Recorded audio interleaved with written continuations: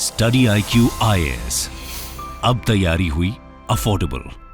नमस्कार दोस्तों कई सारे मीडिया में मैं देख रहा था कि बताया जा रहा है जो एसेंशियल मेडिसिन के प्राइसेस हैं वो 1 अप्रैल से बढ़ने वाले हैं। और इसी को देखते हुए मुझे लगता है कि आप में से भी कई लोगों ने मेरे प्रीवियस वीडियोस में कमेंट किया था कि सर इसके ऊपर वीडियो बनाइए। देखो, मैं इसके ऊपर वीडियो बना रहा हूं, लेकिन मैं आपको पहले ही बता दूं कि एसेंशियल मेडिसिन के प्राइसेस बढ़ तो रहे हैं, लेकिन वो नाम मात्र का है, मतलब almost nil, not even 1%, not even 0.5%। वो मैं आपको आगे बताऊंगा। ये आप खबर देख सकते हो, prices of 800 essential drugs to increase a tad from 1 अप्रैल। तो आज से ही यहां पर प्राइसेस बढ़ रहे हैं, लेकिन हमारे लिए और भी सारी चीजें जानना जरूरी है। आपने अक्सर सुना होगा एसेंशियल मेडिसिन की एक लिस्ट जो है सरकार जारी करती है। वो क्या होता है, कैसे यहां पर चीजें तय की जाती हैं, हर साल जो प्राइसेस हैं इन मेडिसिन के कैसे बढ़ते हैं, किस बेसिस पर बढ़ते हैं, तो वो सारी चीजें मैं आपको बताऊंगा। आपको बहुत कुछ जानने को मिलेगा। चलिए आगे बढ़ते हैं, लेकिन उससे पहले मैं आप सभी को बता दूं, आप में से जो भी लोग यूपीएससी की प्रिपरेशन कर रहे हैं, आप हमारे जीएस फाउंडेशन बैच के साथ जुड़ सकते हैं। ये एक ऐसा बैच है जिसमें आपको कंप्लीट प्रिपरेशन कराई जाती है, पर्सनल मेंटर आपको मिलता है, प्रीलिम्स, मेंस, इंटरव्यू, सब कुछ की तैयारी आपको सिंगल बैच में मिल जाएगी। बस आप हमारे वेबसाइट ऐप पर जाइए, कमेंट सेक्शन में लिंक है और यूज करिए कोड अंकित लाइव, क्योंकि ये कोड इस्तेमाल करने से आपको मैक्सिमम डिस्काउंट मिलता है कोई भी बैच या फिर कोर्स आप हमारा ज्वाइन करते हैं। और इसके अलावा अगर आप एमसीक्यूज अटेम्प्ट करना चाहते हैं तो मेरे इंस्टा पेज पर जाइए, वहां पर स्टोरीज में जितने भी एमसीक्यूज हैं उसको आप अटेम्प्ट कर पाएंगे। चलिए शुरुआत करते हैं और सबसे पहले ये देखते हैं कि एग्जैक्टली हुआ क्या है। देखिए, जो खबर आ रही थी, बताया जा रहा था कि 1 अप्रैल से जो प्राइसेस हैं एसेंशियल मेडिसिन के, जो बहुत इंपॉर्टेंट मेडिसिन होती हैं, मतलब कि आप समझिए हमारे देश के अंदर आपको पता ही है आबादी इतनी ज्यादा है, तो जो बीमारियां हैं वो भी समय समय पर होती रहती हैं। और कुछ मेडिसिन तो ऐसी होती हैं जिनका कंट्रोल करना बहुत इंपॉर्टेंट है, क्योंकि अगर उनके प्राइसेस को कंट्रोल नहीं किया गया तो कहीं ना कहीं जो गरीब लोग हैं, बहुत से ऐसे तबका है जो कि वंचित रह सकता है। और आपको पता है कि अगर मेडिसिन नहीं मिला तो जान जा सकती है। तो इसी को देखते हुए यहां पर जो प्राइसेस हैं उनको कंट्रोल किए जाते हैं। तो ये जो एसेंशियल मेडिसिन के प्राइसेस हैं, जैसे एंटीबायोटिक्स हो गया, पेन किलर्स हो गया, तो इस तरह की चीजों का इंक्रीज आज से हो रहा है, लेकिन वो बहुत कम है। ये मैं आपको आगे बताऊंगा। सबसे पहले यहां पर यह समझने की जरूरत है, भारत के अंदर एक लिस्ट जारी की जाती है जिसको कहा जाता है national list of essential medicine. ये होता क्या है? देखो, ये एक ऐसा लिस्ट होता है जो कि एक्सपर्ट्स के द्वारा कंसल्ट करके, जैसे कई सारे स्टेक होल्डर्स हो गए, मैन्युफैक्चरर्स हो गए, या फिर कई सारे जो लोग हैं इस पर्टिकुलर फील्ड के अंदर, मेडिसिन फील्ड के अंदर, उन सबसे बातचीत करके एक लिस्ट प्रिपेयर की जाती है ड्रग्स की। और इस लिस्ट के अंदर आपको जो भी मेडिसिन मिलेगी वो कॉस्ट इफेक्टिव होता है और किसी पर्टिकुलर कंडीशंस के लिए होता है, किसी पर्टिकुलर डिजीज के लिए होता है। और जैसे कि फॉर एग्जांपल मैं आपको बताऊं तो जैसे इस लिस्ट के अंदर आपको पैरासीटामोल देखने को मिलेगा।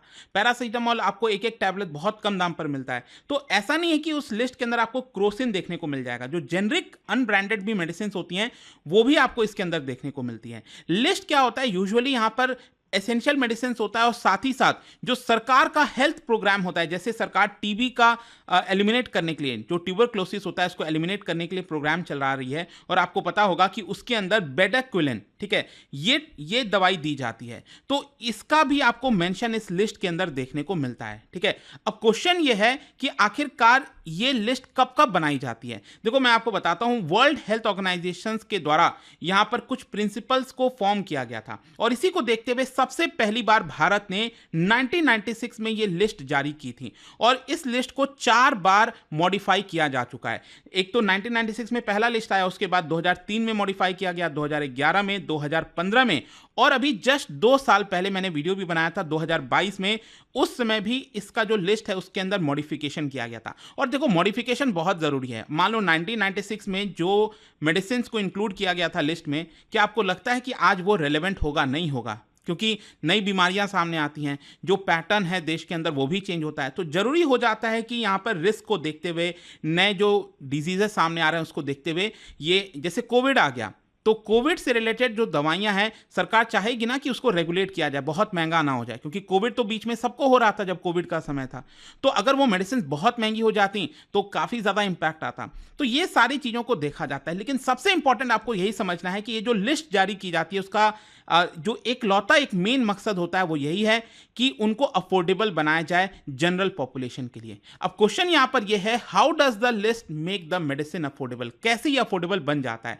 देखो, यहां पर सरकार ये कहती है कि अगर इस लिस्ट के अंदर मेडिसिन वो मेंशन है तो जो मैन्युफैक्चरर है वो अपने आप खुद से उसका प्राइसेस नहीं बढ़ा सकता। अगर मान लो पैरासीटामोल का जो पत्ता है, टैबलेट है, वो बाजार में 10 रुपए का मिल रहा है, पूरा पत्ता 10 गोली 10 रुपए की मिल रही है, तो मैन्युफैक्चरर या फिर जो रिटेलर है वो आपको 10 रुपए से ज़्यादा का नहीं दे सकती। ठीक है, सरकार अगर कहेगी हाँ चलो इसके ऊपर 10% बढ़ा दो, मतलब 10 रुपए का 10% 1 रुपया हुआ, 11 रुपए में बेच सकते हो, तभी वो 11 रुपए में बेच सकता है, उससे ज़्यादा में नहीं बेच सकता है। सो एक तरह से आई होप आपको समझ में आ गया होगा, कोई भी मेडिसिन अगर नेशनल लिस्ट के अंदर शामिल कर ली जाती है तो उसके प्राइस का कंट्रोल सेंट्रल गवर्नमेंट के पास होता है। यहां पर कंपनीज खुद से उसका दाम नहीं बढ़ा सकती। लेकिन अब क्वेश्चन आपके मन में यह भी आएगा कि इस लिस्ट के अंदर अब मान लो कोई मैन्युफैक्चरर है, अगर उसको प्रॉफिट नहीं हो रहा है तो क्या यहां पर सरकार जो है उसका दाम उतना ही रखेगी? क्योंकि आप समझिए क्या होता है कि मान लो सरकार ने मेडिसिन को लिस्ट तो कर दिया, लेकिन कोई उसको बनाने के लिए रेडी नहीं है। मैन्युफैक्चरर कह रहा है कि देखिए सरकार ने तो प्राइस एकदम कम कर रखा है और हम उस प्राइस में बेच नहीं सकते, हमें उसको लॉस होगा। तो इसी को ध्यान में रखते हुए सरकार क्या करती है, हर साल इसका दाम जो है वो भी रिवाइज करती है। और इसका जो दाम रिवाइज किया जाता है, it is based on wholesale price index. ठीक है, तो होलसेल प्राइस इंडेक्स जो है, जैसे कि आपको पता है आरबीआई मॉनेटरी पॉलिसी की रिपोर्ट लाती है और उसके अंदर जो प्राइसेस देखा जाता है वो कंसीडर किया जाता है कंज्यूमर प्राइस इंडेक्स का। लेकिन इस केस में, मेडिसिन के केस में, होलसेल प्राइस इंडेक्स में क्या चेंजेस आ रहे हैं उसके हिसाब से सरकार जो है एसेंशियल मेडिसिन का दाम जो है वो तय करती है। अब क्वेश्चन ये है कि इस साल कितना होने वाला है। देखो, जैसा मैं आपको पहले भी बोल रहा था कि हेडलाइंस वगैरह में देखने को लग रहा होगा कि बड़े दाम बढ़ने वाले हैं, लेकिन ऐसा कुछ नहीं है। आप देखिए कितना दाम बढ़ रहा है। इस बार का जो national list of essential medicine में जितने ड्रग्स हैं उनका दाम सिर्फ 0.0055%, मतलब नॉट इवन जीरो, आधा परसेंट भी दाम नहीं बढ़ा है। It is just 0.0055%। और इसको मैं कंपेयर करके बताता हूं। अगर आप देखोगे 2022 में तो सरकार ने इसको किया था 10% इंक्रीज। 2023 में, पिछले साल अगर आप देखोगे तो सरकार ने 12% का इंक्रीज किया था। तो ये पिछले 2 साल लगातार इतना ज्यादा इंक्रीज हुआ है। कहीं ना कहीं इसको देखते हुए, और आपको पता है अभी लोकसभा भी चुनाव आ रहा है, तो अक्सर जब भी इलेक्शंस आते हैं आपको पता है कि सरकार ये रिस्क नहीं लेती है और शायद दाम को नहीं बढ़ाती है। कहीं ना कहीं आप कह सकते हैं इस बार दाम ऑलमोस्ट नहीं बढ़ाया गया, बहुत मिनिस्कुअल आप कह सकते हैं यहाँ पर बढ़ाया गया। और जो लिस्ट है मैं आपको बता दूं, इसमें लगभग 800 के आसपास ड्रग्स देखने को मिलता है, जो मेडिसिन हैं वो देखने को मिलती हैं। तो उन सबके ऊपर ये इंप्लीमेंट होगा, 0.0055% इंक्रीज होगा। और इसके अंदर आप देख सकते हैं कई सारे हैं, जैसे पैरासीटामोल, एंटीबायोटिक्स हो गया, इसके अलावा बैक्टीरियल इन्फेक्शन के लिए जो यूज़ किया जाता है, एंटी एनीमिया मेडिसिन हो गए, विटामिन हो गए, मिनरल्स हो गए, ये सारी चीज़ें आपको इसके अंदर देखने को मिलेगी। लेकिन यहाँ पर एक चीज़ मैं आपको और बता दूं कि जो मैन्युफैक्चरर्स हैं इन मेडिसिन के, वो बिल्कुल भी खुश नहीं है। जो पूरी इंडस्ट्री है उनका ये डिमांड था सरकार से कि हमारा इनपुट कॉस्ट काफ़ी बढ़ गया है। अब आपको पता होगा मेडिसिन को बनाने के लिए जो सबसे इंपॉर्टेंट कॉस्ट होता है वो होता है आपका एक्टिव फार्मास्यूटिकल इंग्रेडिएंट, एपीआई जिसको कहा जाता है, जो कि आप कह सकते हैं एक रॉ मटेरियल होता है मेडिसिन को बनाने के लिए।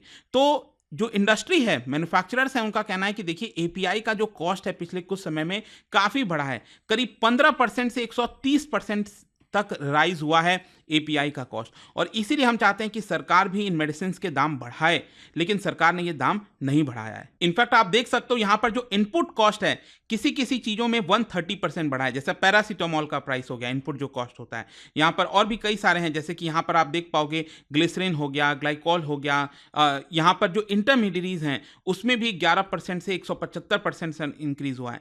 तो यहाँ पर मैन्युफैक्चरर्स यही कह रहे थे कि देखिए हमें बहुत ज़्यादा कॉस्टिंग आ रही है, लेकिन कहीं ना कहीं सरकार ने, हो सकता है चाहे जो भी रीज़न हुआ हो, यहाँ पर प्राइस जो है इस बार नहीं बढ़ा है। सरकार का कहना था कि पिछले 2 साल से लगातार प्राइस बढ़ा था 10% और 12%, तो हम नहीं चाहते थे इस बार प्राइस बढ़ाना। फिर इसके अलावा मैं आपको ये भी बता दूं, यहाँ पर जो लॉबिंग ग्रुप है, क्योंकि अक्सर क्या होता है, देखो हमारे देश में कोई भी पॉलिसी बनती है, चाहे वो किसानों से रिलेटेड हो, मेडिसिन से रिलेटेड हो, एजुकेशन से रिलेटेड हो, हर जगह आपको लॉबीज देखने को मिलेगी। तो ऑब्वियस सी बात है, यहाँ पर जो मैन्युफैक्चरर्स की जो लॉबी है, यहाँ पर करीब 1000 से ज़्यादा जो इंडियन ड्रग मेकर्स हैं वो सरकार को अर्ज कर रहे थे कि इस बार भी 10% बढ़ाया जाए यहाँ पर, लेकिन नहीं बढ़ाया गया, जैसे मैंने आपको बोला। खैर कंक्लूजन यही निकलता है। देखो दूसरी तरफ क्या है, दूसरी लॉबी है, एनजीओज वगैरह हैं, वो कहते हैं कि नहीं बढ़ाना है। तो मैन्युफैक्चरर्स कहते हैं बढ़ाना है, एनजीओस कहते हैं नहीं बढ़ाना है, क्योंकि एनजीओस का कहना था कि पिछले 2 साल से ऑलरेडी बढ़ गया था प्राइस, और इस बार भी अगर बढ़ाया जाता तो काफ़ी ज़्यादा इंक्रीज हो जाता, लोगों को दिक्कत आती।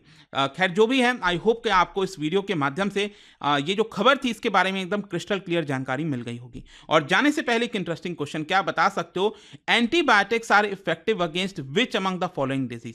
इनमें से कौन सा डिजीज है जिसका असर एंटीबायोटिक्स का असर उस डिजीज के ऊपर देखने को मिलता है, आपको बताना है। इसका राइट आंसर आप सबको पता है, मेरे इंस्टाग्राम पर तो मिलेगा ही, वहां पर अगर आप नहीं हो कोई बात नहीं, टेलीग्राम से ले सकते हैं इसका सही उत्तर। मैं कई सारे जो एमसीक्यूज हैं वो यहाँ पर स्टोरीज में डालता रहता हूँ। अगर आपको पीडीएफ चाहिए तो टेलीग्राम पर आइए, अलग अलग सोशल मीडिया पर आप जुड़ पाओगे। और जैसा मैंने आपको बताया, अगर आप यूपीएससी की तैयारी कर रहे हैं, कोई भी बैच चाहते हैं, you can just use this code Ankit live, ताकि आपको मैक्सिमम डिस्काउंट मिल जाए। आई होप की वीडियो आपको पसंद आया होगा। मिलता हूं आपसे next time, till then thank you very much, see you soon. Study IQ IAS, अब तैयारी हुई अफोर्डेबल।